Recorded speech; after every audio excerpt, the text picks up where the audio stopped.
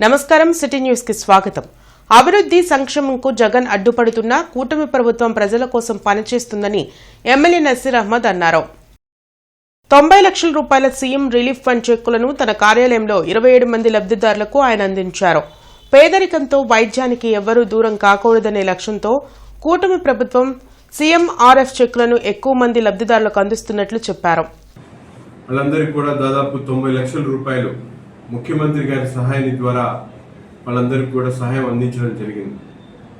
ఈరోజు కూటమి ప్రభుత్వం ఏర్పడినప్పటి నుంచి 175 నియోజకవర్గాల్లో ఆరోగ్యానికి వైద్యానికి పెద్ద పీట వేస్తూ రాష్ట్రంలో ఒక పక్కన 19,000 కోట్ల రూపాయల బడ్జెట్ని కేటాయించడమే కాకుండా మరోపక్క ఎన్టీఆర్ వైద్య సేవ ద్వారా అనేక సేవలను అందిస్తూ ప్రభుత్వ ఆసుపత్రులు మౌలిక వసతులను అభివృద్ధి చేసేటువంటి కార్యక్రమాలతో పాటు డాక్టర్ల కొరతను తగ్గించేటువంటి విధంగా అనేక నియామకాలు కూడా ఈ ప్రభుత్వంలో చేపట్టడం జరిగింది.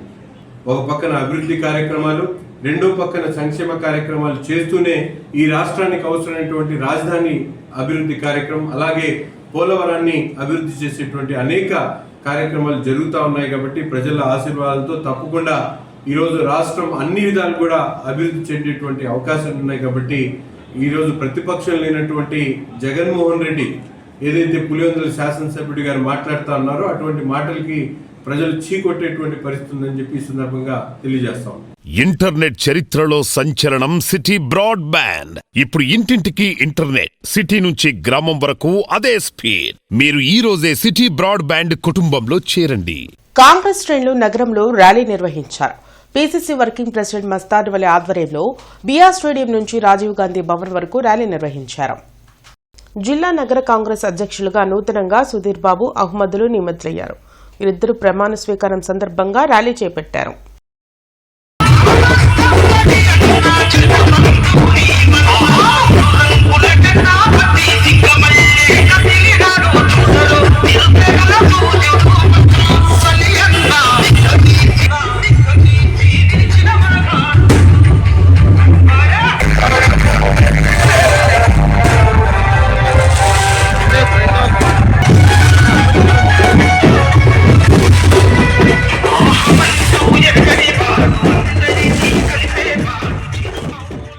ప్రజా సమస్యల పరిష్కార వేదిక కార్యక్రమం కలెక్టరేట్లోని శంకరన్ హాల్లో నిర్వహించారు.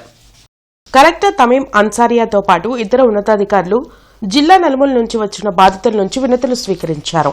ఆయా సమస్యల పరిష్కారంకు తగు చర్యలు తీసుకుంటామని భరోసా కల్పించారు.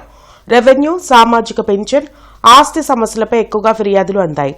పలువురు బాధితులు వారి సమస్యలను మీడియాకు వెల్లడించారు. ఆరమండల పొలం వచ్చేసరికి ఆన్లైన్లో 8.5 సెంట్లు ఉంది. తర్వాత ఇప్పుడు రీసర్వే చేసామని చెప్పి మళ్ళీ తగ్గించిస్తున్నారు. సరే అని సర్వేర్కి పెట్టాను, మండల సర్వేర్ గారికి పెట్టాను, జిల్లా సర్వేర్ గారికి పెట్టాను. వాళ్ళు వచ్చారు, చూసి ఊరికి అడిగి వెళ్తున్నారు కానీ కొలిసి నాకు చూపించట్లా, ఇంత అనేది ఏం తగ్గొట్టట్లా.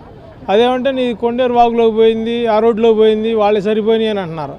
పక్కన వాళ్ళ పొలాల్లో కాగితాలు తెమ్మని అంటలా, నా ఏమో మొత్తం లింక్ డాక్యుమెంట్లు అన్నీ తీసుకొస్తున్నాయి. ఎవరు ఏం అడగట్లేదు, నాకు తగ్గిందని అంటున్నారు, నాకు తక్కువ ఇస్తున్నారు. అదే ఏమన్నా కలెక్టర్ గారికి పెట్టుకుంటే న్యాయం జరిగిద్దని వచ్చాను. 88.5 సెంట్లు ఉండాలి, ఇప్పుడే 82 ఉందంటున్నారు. 6 సెంట్లు పోతుంది నా ఒక్కడికి. ఏ ఖాళీ లేదంటున్నారు, అసలు నీది పొలం లేదంటున్నారు. అక్కడ కాలువలో పోయింది, కొండేరు కాలువలోకి అంటున్నారు. నా పేరు దారా వెంకటరమణమ్మ. నేను నల్లచెరువు నుంచి వచ్చాను. నా భర్త శివరాము, నాకు 2 పిల్లలు. ఆయన చనిపోయారు. మా నాన్న పేరు మీద 2 బీఫారం ఇళ్ళు ఉన్నాయి. మా అమ్మ మొదటి భార్య, ఆమె చనిపోయే నాటికి నేను 8 సంవత్సరాల పాపని. హార్ట్ అటాక్తో చనిపోయింది. తర్వాత మళ్ళీ మా అమ్మ మా నాన్న మళ్ళీ పెళ్లి చేసుకున్నాడు. వాళ్ళు ఉన్న ఇళ్ళు 2 వాళ్ళే అనుభవిస్తున్నారు. ఇప్పుడు ఆ ఇళ్ళు అమ్ముతున్నారు. నేను అడిగితే నీకు పెళ్లి చేసాం, పంపించాం, నీ బాధ్యత మాకేం లేదు, నీకు మేము ఇవ్వాల్సిన అవసరం లేదు, పెళ్లి చేసి పంపించాం, అంతవరకే మాది అని మాతో ఎటువంటి మాటలు ఇట్లా ఏం లేవు. అమ్ముకుంటున్నారని అడిగితే ఆ మాట అన్నారు. అదే నేను కలెక్టర్ గారికి చెప్పుకుందామని వచ్చాను. ఒకసారి పెట్టాను. నా పేరు జమాలు. నాకు సాయం చేయాలా, నాకు వికలాంగులు మేము, మాకు బస్సు 2 సీట్లు లేదు, మాకు మాట్లాడితే పింఛను ఈ ఏమని మాకు బెదిరిస్తున్నారు మాకు నాయకుళ్ళు, మా గోగులముళ్ళు నాయకుళ్ళు. ఏ పార్టీ అయినా నాకు మమ్మల్ని బెదిరిస్తున్నారు. ఓట్లు వేయలేదు, వేయలేదు అని బెదిరిస్తున్నారు మాకు. మా పోలీసులు కూడా సాయం చేయాలా. అది అసలు లెక్క చేయట్లా మాకు. ఏమంటారు, మేమేం చేస్తాం, పైకి బాగుంటారు. మేమేం చేస్తాం, మేమేం లేదనుకుని పాపం వచ్చి కుంటుకుంటా. కూటమి ప్రభుత్వం మంగళగిరిలో అంజుమన్ భూములు లాక్కునే ప్రయత్నం చేస్తున్నారని వైసీపీ నగర అధ్యక్షురాలు నూరి ఫాతిమా ఆరోపించారు. అంజుమన్ సంస్థ డైరెక్టర్గా ఉన్న ఎమ్మెల్యే నసీర్ అహ్మద్ తాను చెప్పిందే వేదంలా భ్రమిస్తున్నారని అన్నారు. అంజుమన్ భూములపై ప్రభుత్వం విడుదల చేసిన ప్రకటనపై తన స్టాండ్ ఏమిటో ఎమ్మెల్యే నసీర్ అహ్మద్ చెప్పలేని పరిస్థితిలో ఉన్నారన్నారు. అంజుమన్ ఆస్తుల పరిరక్షణకు ఈ నెల 30న నగరంపాలెం ఈద్గా నుండి కలెక్టరేట్ వరకు ర్యాలీ నిర్వహిస్తున్నామని నూరి ఫాతిమా తెలిపారు. మీరు as a Anjuman president, as a Waqf board director, మీకు ఎక్కడా కూడా దీని గురించి దీన్ని కాపాడాలని ఉద్దేశం ఎక్కడా కూడా లేనట్టు ఈజీగా కనిపిస్తుంది. ఎందుకంటే అప్పుడేమో ఫస్ట్ జేసీఎస్ మీటింగ్ 29వ తారీఖున డిసెంబర్లో జరిగితే ఏమన్నారు, నాకు తెలియదు దీని గురించి అసలు ఏం జరిగిందో తెలియదు, మేము చెప్పిన మాటలన్నీ ఎవరెవరో ఏదేసేసుకుంటారని చెప్పారు. మరి ఈరోజు నెల అవుతుంది, ఒక్క సంతకం మీ లెటర్ హెడ్ మీద ఒక్క సంతకం పెట్టి ఒక రిప్రజెంటేషన్ కలెక్టర్కి ఇచ్చారా మీరు ఇప్పుడు దాకా? ఇవ్వలేదు. అంటే చేత కాదు కదా, దమ్ము ధైర్యం అని కాల్ ఎగరడానికి తప్పదు, దేనికి పనికిరారు కదా మీరు. దమ్ము ధైర్యం అని ఎవరి ముందు ఎవరు చూపిస్తున్నారు? మీరు ప్రజలు చూపిస్తున్నారా? ఓట్లేసి గెలిపించిన వాళ్ళు మీరు చూపిస్తున్నారా? ప్రజలు ఓట్లేసి గెలిపించినందుకు దమ్ము ధైర్యం మిమ్మల్ని కాలర్ ఎగరేసుకోవడానికా మిమ్మల్ని ఎమ్మెల్యే చేసింది ఇక్కడ తూర్పు నియోజకవర్గంలో? ఏంటి ప్రతి ఒక్కటి కూడా కాపాడుతాను అని చెప్పి ఆయన ఎక్కడ చెప్పట్లేదు. మీరు చెయ్యండి, నేను చూస్తూ ఉంటాను. మీరు చూడడానికి మిమ్మల్ని ఎమ్మెల్యే చేసింది మేము ఎక్కడ? రత్నగిరి నగర్లో నివాసముంటున్న తమపై ఓ వ్యక్తి అక్రమ కేసులు పెట్టి వేధింపులకు గురిచేయడంతో పాటు తమ భూమిని కబ్జా చేయాలని చూస్తున్నారని గోగుల లక్ష్మి ఆందోళన చేపట్టింది. కలెక్టరేట్ వద్ద కుటుంబ సభ్యులతో కలిసి నిరసన వ్యక్తం చేశారు. రైల్వే పౌరంపోకు స్థలంలో అధునాతన భవనం నిర్మించుకుని తాము నివాసముంటున్న స్థలాన్ని కూడా ఇచ్చేయాలని బెదిరిస్తున్నారని లక్ష్మి ఆవేదన వ్యక్తం చేసింది. దీనిపై అధికారులు చర్యలు తీసుకుని న్యాయం చేయాలని వేడుకుంది. పలువురు ప్రజా సంఘాల నాయకులు ఆమెకు మద్దతు ఇచ్చారు. కేంద్ర రైల్వే ప్రభుత్వం వారి పోరంబోకు స్థలంలో కేవలం బతకడానికి పూరి గుడిసెలో లేకపోతే రేకుల షెడ్లు మాత్రమే వేసుకోవాలి. అధునాతనమైనటువంటి సౌకర్యాలు కలిగిన బిల్డింగులు కట్టడం అంటే అది సాధ్యం కాదు. అంటే ఆయన కోటీశ్వరుడు కాబట్టి పోరంబోకులు ఉండటానికి వీల్లేదు. దీని మీద గౌరవనీయ గుంటూరు జిల్లా ఎస్పీ గారిని కలవబోతా ఉన్నారు ఈ రోజున. అదేవిధంగా మున్సిపాలిటీ కమిషనర్ గారికి, రైల్వే వారికి కూడా ఒక పిటిషన్ పెట్టబోతుంది అమ్మాయి. మాకు న్యాయం చేయండి, ఈ విధంగా అన్యాయం జరుగుతుంది అని చెప్పేసి వాళ్ళు ఈ రోజున రోడ్డు మీద రావడం జరిగింది. ఈయన రమేష్ అనే ఆయన పక్కన ఉంటాడు. మా స్థలాన్ని కూడా ఆక్రమించి ఇప్పుడు ఆ స్థలం కావాలి అని చెప్పేసి మా ఆయన మీద కేసులు పెట్టి పోలీస్ స్టేషన్కి తిప్పుతా మా ఆయన్ని ఏమైనా చేస్తారేమో అని చెప్పేసి భయపడుతున్నాము. అనేకమైన కేసులు పెట్టి దేనికి సంబంధం లేని కేసులు కూడా పెట్టి మా ఆయన మీద ఆ స్థలం కావాలని చెప్పేసి కేసులు పెట్టి వాళ్ళ మీద వీళ్ళ మీద పక్కన వాళ్ళ మీద కూడా పెడతా ఇట్లాగా ఆక్రమిస్తున్నాడు. జిల్లా పోలీస్ కార్యాలయంలో ప్రజా సమస్యల పరిష్కార వేదిక కార్యక్రమం జరిగింది. పోలీస్ ఉన్నతాధికారులు ప్రజల నుంచి ఫిర్యాదులు స్వీకరించారు. ఆయా సమస్యలపై తగు చర్యలు తీసుకోవాలని దిగువ స్థాయి అధికారులను ఆదేశించారు. తాము ఎదుర్కొంటున్న సమస్యలను పలువురు బాధితులు మీడియాకు వెల్లడించారు. అధికారులు తమకు న్యాయం చేసి ఆదుకోవాలని వేడుకున్నారు.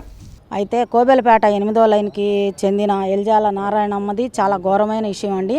ఆమె ఇల్లు ఆక్రమించుకొని అక్కడ చెవులు మన్నయ్య ఎవరక్క బోడియా అనే అతను, అక్కమ్మ అనే ఆమె ఏమేం దౌర్జన్యం చేసి డిసెంబర్ 30వ తారీఖున కొట్టారు. ఉండు కొట్టారు. కొట్టినాక మేమేం చేసింది ఎస్పీ గారికి కంప్లైంట్ పెట్టుకుంది. మళ్ళీ ఎస్పీ ఆఫీస్ నుంచి పోలీస్ స్టేషన్కి వెళ్తే నిన్న శనివారం రోజు రామ్మ పోలీస్ స్టేషన్లో ఎస్సీఏ గారు పిలుస్తున్నాడని తీసుకెళ్తే వాళ్ళు పోలీస్ స్టేషన్లోనే ఎగబడి ఏమని నీ అమ్మ అని చెయ్యెత్తి కొట్టబోయారండి. ఈ 2008 నుంచి ఈ పోలీస్ స్టేషన్ చుట్టూ దీని న్యాయం జరగట్లేదు. ఖచ్చితంగా ఒక న్యాయం చేయాలని నేను చెప్తాను. ఇంటర్నెట్ చరిత్రలో సంచలనం సిటీ బ్రాడ్బ్యాండ్. ఇప్పుడు ఇంటింటికి ఇంటర్నెట్, సిటీ నుంచి గ్రామం వరకు అదే స్పీడ్. మీరు ఈ రోజే సిటీ బ్రాడ్బ్యాండ్ కుటుంబంలో చేరండి. స్థానిక బృందావన్ గార్డెన్స్ శ్రీ వెంకటేశ్వర స్వామి దేవస్థానంలో అన్నమయ్య కళావేదికపై కేఆర్కే ఈవెంట్స్ ఆధ్వర్యంలో నిర్వహిస్తున్న ఎన్టీఆర్ కళా పరిషత్ 21వ నాటకోత్సవాలు ఘనంగా జరుగుతున్నాయి.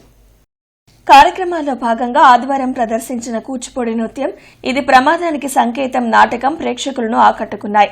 తొలుత ఆలయ కమిటీ ఉపాధ్యక్షులు లంకా విజయబాబు జ్యోతి ప్రజ్వలన చేసి కార్యక్రమాన్ని ప్రారంభించారు.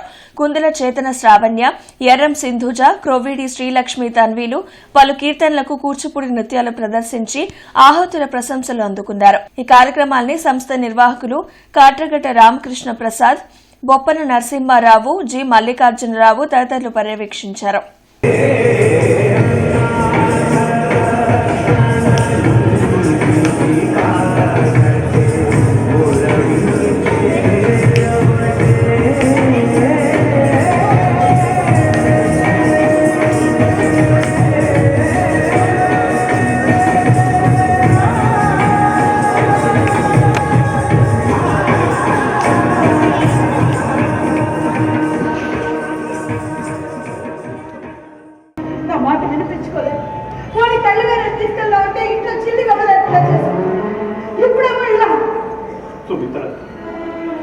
మన పెళ్ళైన ఈ 6 ఏళ్లలో నిన్ను ఏనాడైనా కష్టపెట్టానా? నువ్వు అడిగింది ఏనాడైనా కాదన్నానా? రోజులు బాగా పోయిన ఉద్యోగం సంపాదించుకోవడానికి పోరాడుతున్నాను.